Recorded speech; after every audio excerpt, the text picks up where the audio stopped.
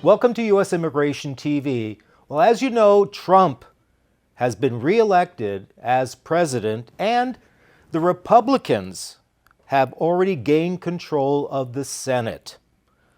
If you are a non-citizen, even a green card holder, or especially if you are out of status, I know that you must be nervous, anxious, scared, and maybe some of you, especially those out of status, are possibly thinking about just giving up and getting on the next plane and going back to your home country.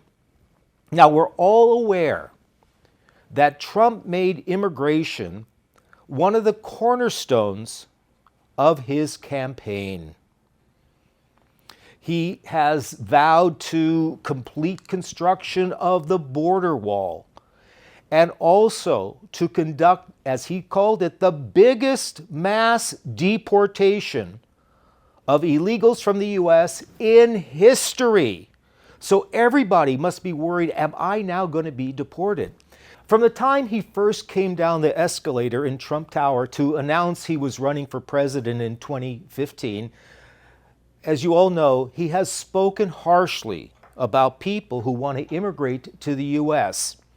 And if you remember, Trump described immigrants as rapists, criminals, terrorists, and maybe there are a few good ones, just a few. In other words, for the most part, he had a negative view of immigrants.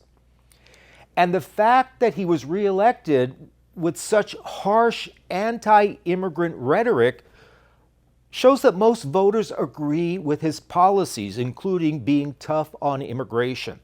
However, during his acceptance speech on election night, Trump did offer some hope. He said that he is really not against immigration or immigrants as long as they immigrate legally. We want people to come back in, but we have to let them come back in, but they have to come in legally. This statement by Trump is critical to people who hope to remain in the U.S. with their families and achieve the American dream.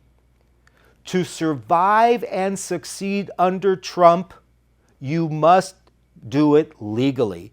And that's where having an attorney handle your immigration matter becomes all the more important or critical during the Trump administration. And I know that there are people who think that they may have a simple and straightforward case, and they don't really need to hire an attorney because, after all, they can do it themselves and they're going to save a lot of money. Now, while that's true, you can do it yourself, of course, just like you can do surgery on yourself. I want to remind people of what it was like during Trump's first term. One of them was zero tolerance policy. And that's where officers were instructed to show no mercy, compassion, or discretion in deciding cases. It was almost as though they were looking for ways to deny cases. Another one was denying a petition or application if it was missing a document or not all the information was provided, such as you didn't include a birth certificate or a marriage contract. Now, in the past, and during Biden, if some document was missing or some information was missing, USCIS would issue a request for evidence, an RFE, to give a person like 87 days or give them some time to provide the missing information or document. When Trump was president the first time, USCIS was just outright denying cases if it was missing documents or information. Another thing is putting people in deportation if their application or petition was denied. During Trump's first term, the policy was that if a petition or application was denied, an officer was supposed to evaluate that if, as a result of the denial, the person was out of status or TNT. If they were, the officer was to put them in deportation by issuing an NTA or notice to appear. I remember one case during Trump. A visitor applied for an extension of stay because they wanted to stay in the U.S. and visit or vacation for an extra few weeks. Well, eventually, the extension was denied after his original authorized stay had expired. And you know what they did? they put him in deportation.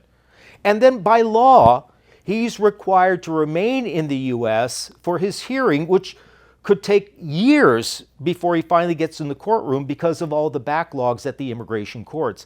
Another thing about Trump during his first term is the trial attorneys, or TAs, would refuse to stipulate or agree to anything, such as a motion to reopen deportation proceedings so a person could perhaps now get a green card. The TAs in deportation or removal cases would fight, oppose, and appeal almost everything and deport anyone no matter what their violation. So, with Trump as president, his strict stance on immigration, his vow to focus on enforcement and deportation, it is all the more important that you have an attorney assist you so you can, as Trump suggested, do it legally. And we all know that in the coming months and years, Trump will make radical and harsh changes to immigration. And I will continue to use this channel to keep you informed on all the news, laws, and developments during Trump's new term. Therefore, make sure to like, share, and subscribe to this channel so you are kept updated on the most recent developments in immigration during Trump's term. I'm Michael Gurfinkel, and thank you for watching U.S. Immigration TV.